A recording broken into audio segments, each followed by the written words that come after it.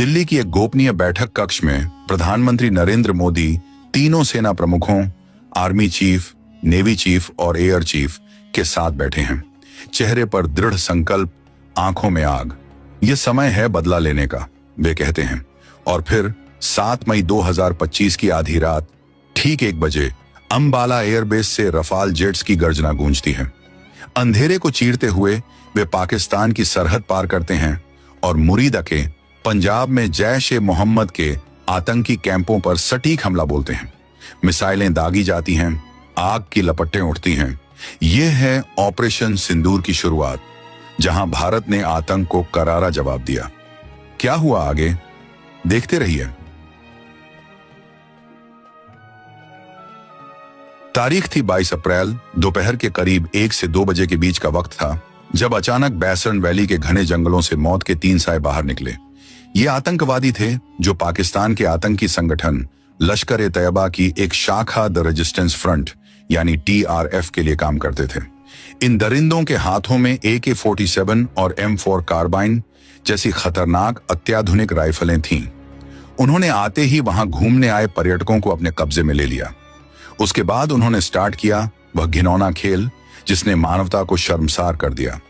उन्होंने सभी पर्यटकों से उसका धर्म पूछा और जो हिंदू थे उन्हें वहीं पर मार डाला गया।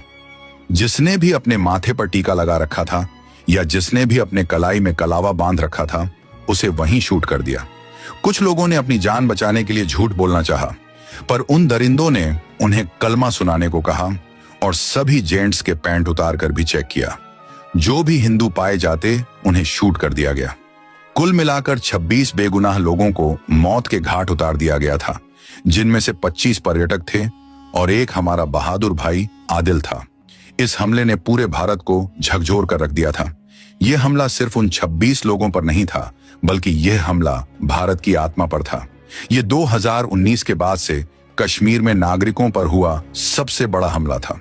प्रधानमंत्री नरेंद्र मोदी उस वक्त सऊदी अरब के दौरे पर थे, लेकिन जैसे ही उन्हें इस कायराना हरकत की खबर मिली, उन्होंने एक पल भी नहीं सोचा और तुरंत अपना दौरा बीच में ही छोड़ दिया। वो सीधे भारत वापस लौट आए। दिल्ली आते ही रायसीना हिल्स पर हलचल तेज हो गई। एक हाई लेवल मीटिंग बुलाई गई। यह cabinet committee on security CCS की बैठक थी। इस मीटिंग में राष्ट्रीय सुरक्षा सलाहकार अजीत डोभाल, सेना प्रमुख जनरल उपेंद्र द्विवेदी, गृह मंत्री और देश के तमाम बड़े सुरक्षा अधिकारी मौजूद थे। कमरे में सन्नाटा तो था, लेकिन वो सन्नाटा तूफान से पहले का था। सबकी आंखों में सिर्फ एक ही सवाल था कि आखिर कब तक हम अपने बेगुनाहों की लाशें उठाते रहेंगे? कब तक हम शांति का पाठ पढ़ते रहेंगे, जबकि सामने वाला सिर्फ खून की भाषा समझता है? उधर पाकिस्तान में बैठे आतंकी संगठन TRF ने बेशर्मी की सारी हदें पार करते हुए इस हमले की जिम्मेदारी ले ली। उन्होंने सोशल मीडिया पर पोस्ट डालकर यह कबूल किया कि यह हमला उन्होंने किया है। उनका कहना था कि यह हमला कश्मीर में गैर कश्मीरी लोगों को बसाने के विरोध में किया गया है। यह देखकर हर भारतीय का खून खौल उठा था। पाकिस्तान की सरकार हमेशा की तरह झूठ बोल रही थी कि उनका इसमें कोई हाथ नहीं है, लेकिन भारत के पास पक्के सबूत थे। हमारी इंटेलिजेंस एजेंसी रॉ और IB ने उन कॉल्स को इंटरसेप्ट कर लिया था जो हमले के वक्त और उसके बाद उन आतंकवादियों ने पाकिस्तान में बैठे अपने आकाओं को किए थे। यह साफ हो गया था कि इस हमले की साजिश पाकिस्तान के मुजफ्फराबाद और बहावलपुर में रची गई थी और इसके पीछे लश्कर-ए-तैयबा का सरगना हाफिज सईद और उसका डिप्टी सैफुल्लाह खालिद कसूरी का दिमाग था। पहलगाम में बहे खून के कतरे अभी सूखे भी नहीं थे कि दिल्ली में रणनीतिक हलचल तेज हो गई थी। भारत सरकार ने सबसे पहले कूटनीतिक स्तर पर पाकिस्तान को जवाब देना शुरू किया। भारत ने सिंधु जल समझौता यानी इंडस वाटर्स ट्रीटी को सस्पेंड करने का ऐतिहासिक फैसला लिया। ये एक बहुत बड़ा और कठोर कदम था, क्योंकि पाकिस्तान की कृषि और प्यास इसी समझौते पर टिकी थी। भारत ने साफ संदेश दे दिया कि खून और पानी एक साथ नहीं बह सकते। 1960 में हुई इस संधि को रोकना पाकिस्तान की अर्थव्यवस्था की रीढ़ पर वार करने जैसा था। पाकिस्तान में हड़कंप मच गया। वहां के नेताओं को समझ नहीं आ रहा था कि अब क्या करें। पाकिस्तान ने धमकी दी कि वो अंतर्राष्ट्रीय कोर्ट में जाएगा, लेकिन भारत अब सुनने के मूड में नहीं था। लेकिन यह तो सिर्फ शुरुआत थी। असली खेल तो अभी बाकी था। भारतीय सेना को खुली छूट दे दी गई थी। सेना प्रमुख जनरल उपेंद्र द्विवेदी ने अपने कमांडरों के साथ मिलकर एक ऐसा प्लान बनाया जो न सिर्फ पाकिस्तान को दर्द देगा बल्कि उसकी रूह कंपा देगा। इस प्लान का नाम रखा गया ऑपरेशन सिंदूर। आप सोच रहे होंगे कि इस ऑपरेशन का नाम ऑपरेशन सिंदूर ही क्यों रखा गया। इसके पीछे एक बहुत ही भावुक और दिल को छू लेने वाली वजह थी। पहलगाम हमले में जिन महिलाओं ने अपने पतियों को खोया था, जैसे शुभम द्विवेदी की पत्नी या लेफ्टिनेंट विनय नरवाल की पत्नी, उनका सुहाग उजड़ गया था, उनका सिंदूर मिट गया था। यह ऑपरेशन उन्हीं सुहागों का बदला लेने के लिए था। यह ऑपरेशन उन आंसुओं का हिसाब मांगने के लिए था जो उन विधवाओं की आंखों से बहे थे। प्रधानमंत्री मोदी जब गुजरात के कच्छ दौरे पर गए थे तो वहां की महिलाओं ने उन्हें सिंदूर का पौधा भेंट किया था और यहीं से इस नाम की प्रेरणा मिली। इस नाम में ही इतनी आग थी कि हर सैनिक के दिल में ज्वाला धधक रही थी। सेना ने अपनी तैयारी शुरू कर दी। ऑपरेशन सिंदूर को अंजाम देने के लिए बहुत ही गोपनीय तरीके से काम किया गया। दक्षिण भारत के तंजावुर एयरबेस पर तैनात 222 स्क्वाड्रन, जिसे टाइगर शार्क्स के नाम से जाना जाता है, उसे एक्टिवेट किया गया। यह squadron Sukhoi 30 MKI fighter jets उड़ाता था, लेकिन ये आम सुखोई नहीं थे। इन्हें खास तौर पर ब्रह्मोस मिसाइल ले जाने के लिए मॉडिफाई किया गया था। ब्रह्मोस दुनिया की सबसे खतरनाक सुपरसोनिक क्रूज मिसाइल है, जिसकी रफ्तार आवाज से 3 गुना ज्यादा है और जिससे बचना किसी भी एयर डिफेंस सिस्टम के लिए लगभग नामुमकिन है। पाकिस्तान को लगा था कि अगर हमला होगा तो उत्तर भारत के एयरबेस से होगा, जैसे अंबाला या हलवारा से। उनकी नजरें वहीं टिकी थीं, लेकिन भारत ने अपनी चाल बदल दी थी। इस बार हमला वहां से होना था जहां से दुश्मन सोच भी नहीं सकता था, और वो भी उन हथियारों से जिनकी काट दुश्मन के पास थी ही नहीं। मई का महीना शुरू हो चुका था। सरहद पर तनाव इतना ज्यादा था कि एक चिंगारी भी युद्ध भड़का सकती थी। पाकिस्तान ने अपनी फौज को बॉर्डर पर लगा दिया था। उनके रडार 24 घंटे आसमान को घूर रहे थे, लेकिन भारतीय सेना की खामोशी उन्हें और भी ज्यादा डरा रही थी। कहते हैं ना कि शेर जब शिकार करने वाला होता है तो वो एकदम शांत हो जाता है। ठीक वैसा ही हाल भारतीय सेना का था। 7 मई की तारीख नजदीक आ रही थी।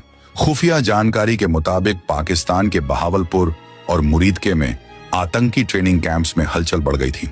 उन्हें लग रहा था कि अब इतना वक्त बीत गया है तो शायद भारत हमला नहीं करेगा। यही उनकी सबसे बड़ी भूल थी। 7 मई की रात का अंधेरा गहरा होता जा रहा था। घड़ी की सुइयां धीरे धीरे आगे बढ़ रही थी। भारत के अलग अलग एयरबेसों पर एक अजीब सी हलचल थी, लेकिन सब कुछ बहुत ही शांत और अनुशासित था। पायलट अपने जी सूट्स पहनकर तैयार थे। तकनीशियन आखिरी बार जेट्स की जांच कर रहे थे। तंजावुर से सुखोई 30 MKI ने उड़ान भरी। इसके साथ ही ग्वालियर और अंबाला से मिराज 2000 और राफेल जैसे घातक विमान भी आसमान में गरजने के लिए तैयार थे। यह कोई आम रात नहीं थी, यह न्याय की रात थी। ऑपरेशन सिंदूर का मकसद साफ था, आतंकवाद के उन 9 ठिकानों को नेस्तनाबूद करना जहां से भारत के खिलाफ जहर घोला जाता था। रात के ठीक 1:45 हो रहे थे जब भारतीय वायुसेना के विमानों ने अपनी पोजीशन ली। इस बार हमने लाइन ऑफ कंट्रोल ही नहीं बल्कि इंटरनेशनल बॉर्डर को भी पार करने की रणनीति बनाई थी, लेकिन ब्रह्मोस जैसी स्टैंड ऑफ मिसाइलों की वजह से हमें दुश्मन के बहुत अंदर जाने की भी जरूरत नहीं थी। हम अपनी सीमा के करीब रहकर भी उनके दिल में खंजर उतार सकते थे। जैसे ही भारतीय विमान रडार पर आए, पाकिस्तान के एयर डिफेंस सिस्टम के सायरन बजने लगे, लेकिन जब तक वो कुछ समझ पाते तब तक बहुत देर हो चुकी थी। सुखोई विमानों से ब्रह्मोस मिसाइलें फायर की गईं। इन मिसाइलों ने पलक झपकते ही अपना सफर तय किया और सीधे अपने निशाने पर जा लगीं। बहावलपुर में स्थित सुभान अल्लाह मस्जिद, जो असल में जैश-ए-मोहम्मद का हेडक्वार्टर था और जहां सुसाइड बॉम्बर्स को तैयार किया जाता था, एक ही झटके में मलबे के ढेर में तब्दील हो गया। वहां सो रहे दर्जनों आतंकवादी और उनके ट्रेनर्स अपनी ही आग में जलकर खाक हो गए। मुरीदके में लश्कर ए तैयबा के मरकज पर भी आसमान से मौत बरसी। वहां मौजूद कम्युनिकेशन सेंटर और हथियारों का जखीरा पूरी तरह तबाह हो गया। यह हमला इतना सटीक था कि आसपास की सिविल आबादी को कम से कम नुकसान हुआ, लेकिन आतंकी ठिकाने पूरी तरह मिट गए। पाकिस्तान की सेना को संभलने का मौका ही नहीं मिला।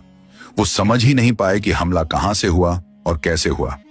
भारत ने इलेक्ट्रॉनिक वॉरफेयर का भी बेहतरीन इस्तेमाल किया था, जिससे पाकिस्तान के रडार कुछ समय के लिए अंधे हो गए थे। इसे जैमिंग कहते हैं। हमारे विमानों ने अपना काम किया और सुरक्षित वापस अपनी सीमा में लौट आए। लेकिन यह हमला सिर्फ हवाई नहीं था। भारतीय सेना की आर्टिलरी यानी तोपखाने ने भी पीओके में मौजूद आतंकी लॉन्च पैड्स पर गोले बरसाने शुरू कर दिए थे। पिनाका रॉकेट सिस्टम ने रात के अंधेरे को दिन की रोशनी में बदल दिया था।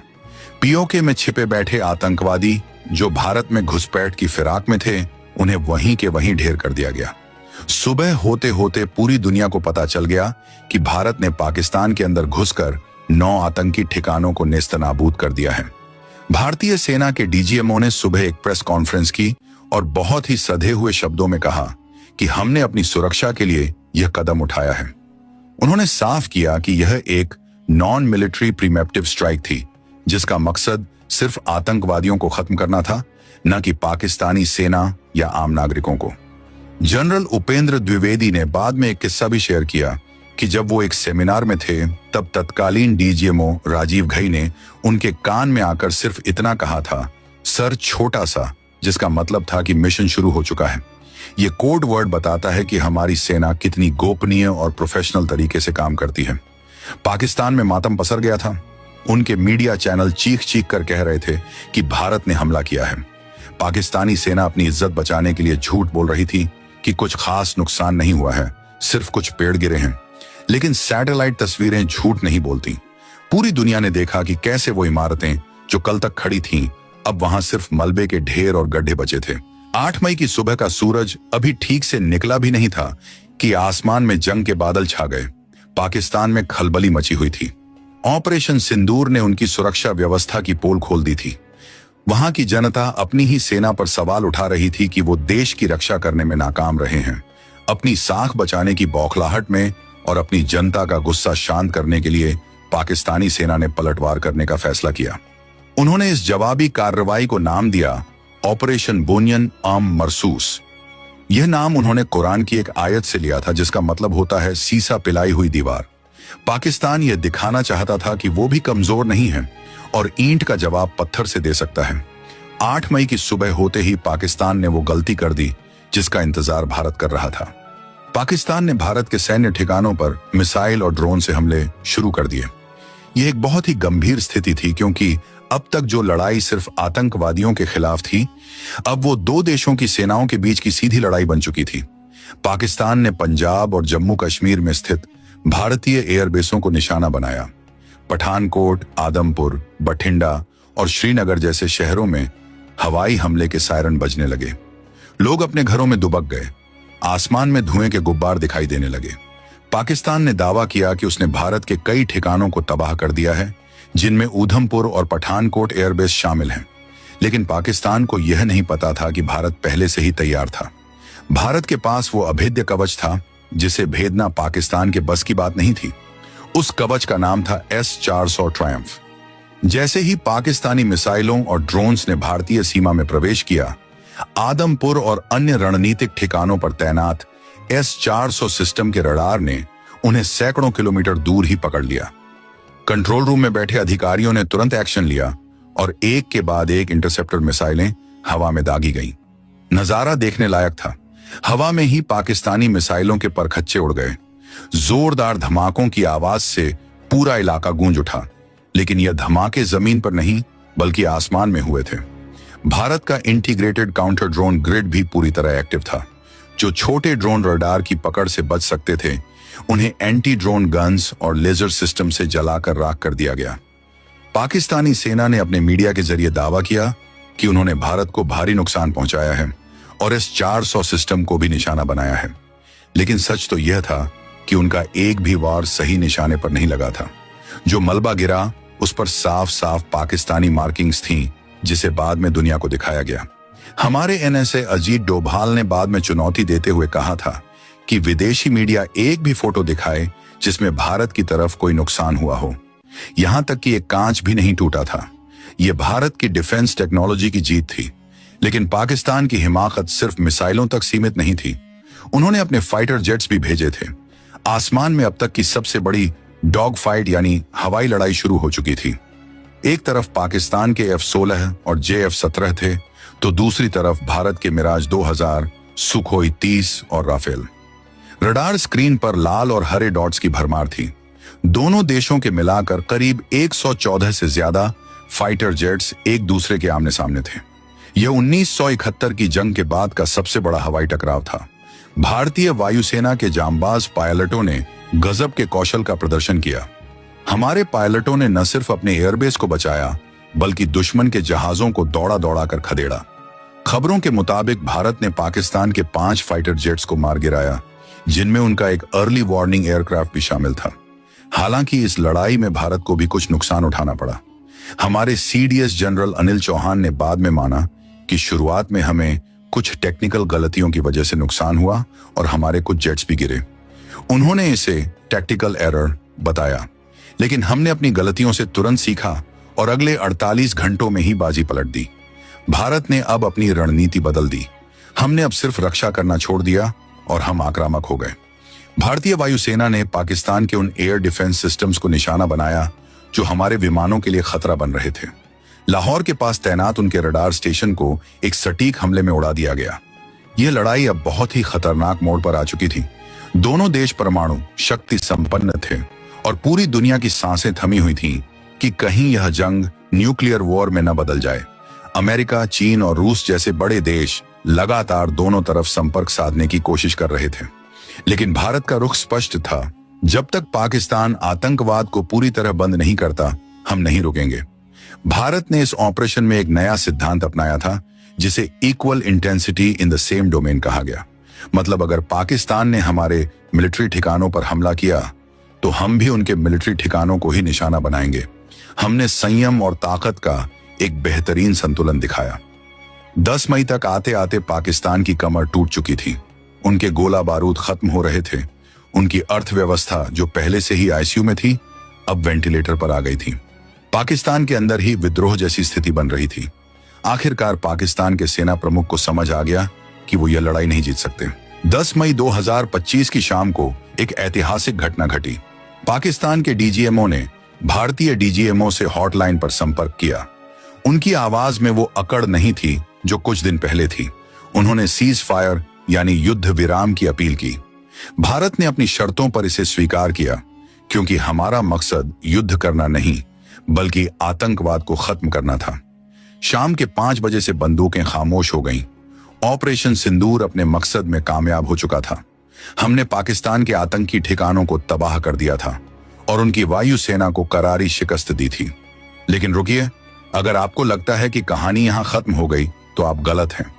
ऑपरेशन सिंदूर ने पाकिस्तान को सबक सिखाया था, लेकिन पहलगाम हमले के असली गुनहगार वो 3 आतंकवादी सुलेमान शाह, हमजा अफगानी और जिब्रान अभी भी जिंदा थे।